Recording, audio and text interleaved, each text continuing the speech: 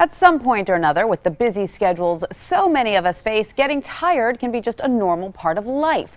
But should fatigue disrupt your daily routine? And is caffeine the solution? Well, here to break down why so many people are tired all the time and how it can affect you physically and mentally is Dr. Kent Holtorf, the medical director and founder of the Holtorf Medical Group, which specializes in the treatment of fatigue. Dr. Holtorf, thanks so much for joining us today.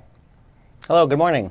So it seems that so many of us have hectic lifestyles these days, and so many people seem to be tired all the time. Is this an increasing medical problem, or is being tired just a normal part of modern life?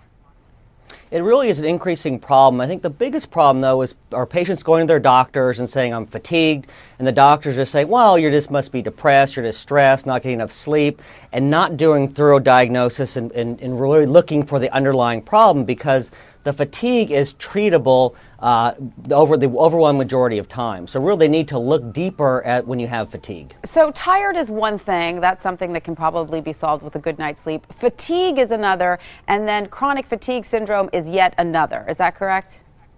Correct. And they're different in that, fatigue, basically, when you basically can't do the things that you want to do, you get a good night's sleep, you're still fatigued. Chronic fatigue syndrome, why do we care if you have that versus regular fatigue? Because there's common pathophysiology and it's very treatable if it is diagnosed. So an easy way to differentiate is that if you have chronic fatigue syndrome, you'll typically have, no matter how much sleep you get, you're still fatigued, along with muscle pain, cognitive dysfunction, so difficulty concentrating, difficult with poor memory. And a big one is if you exercise or are stressed, you get much worse. So that's an easy way to differentiate between potential chronic fatigue syndrome and just run-of-the-mill fatigue. Do you also have physical pain throughout your body? That is, more fibromyalgia, but with fibromyalgia and chronic fatigue syndrome, they coexist about 70% of the time. They're just been diagnosed by two different entities. So one is this CDC, the Center for Disease Control, set up criteria for chronic fatigue syndrome, while the American College of Rheumatology set up criteria for fibromyalgia, which involves tender points. Right. But again, they're likely the same illness and treated very similarly. Well, you said it's important to get the diagnosis because the treatment can really take care of it. What is the treatment? Well, so when you have, the problem is many doctors feel that chronic fatigue syndrome is just a wastebasket diagnosis. If you don't know what it is and you just call it chronic fatigue syndrome, say, well, here's some antidepressants, some pain medications, and you're on your way. But we can pick out those illnesses, chronic fatigue syndrome, fibromyalgia, 90% of the time on blood tests. But the problem is there's no simple cause. It's multifactorial. Maybe chronic infections, low hormones, sleep disorder, mitochondrial dysfunction. Mitochondria make the energy for the body. They're shown to be dysfunctional in these conditions. So really you got to find a doctor who looks at those underlying problems and treats those rather than just using the catch-all phrase. So the treatments vary significantly depending on what your doctor determines is the cause of your chronic fatigue syndrome. Is that right?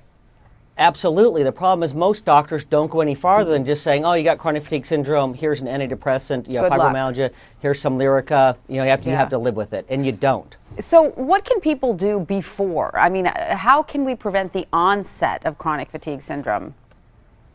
Well, the problem is it is multifactorial, and stress plays a part, and that's why I think it didn't get a lot of credibility, and some doctors still think it's psychological illness because stress oftentimes precipitates it. So stress will lower the hypothalamus and pituitary function, causes low hormones that aren't picked up on standard blood tests, then immune dysfunction, then chronic infections.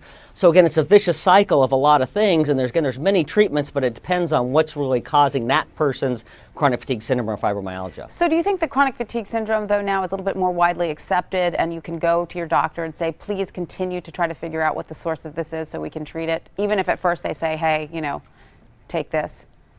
Right, it is in the literature, but still doctors aren't accepting it because if a doctor can't treat it, they don't think it exists. And the treatment's very poor. The overwhelming majority of patients aren't getting diagnosed, and when they do, the doctors don't know how to treat it. They're not trained. Right. So that is a big problem. That's what we've been doing with our centers, is really educating physicians and educating patients on how to get properly treated. So what's in the our biggest, study that I'm sorry, because we're running out of time. What's the biggest piece of takeaway advice you'd give someone who thinks they may be suffering from chronic fatigue syndrome but doesn't feel like they're getting the help and the support they need?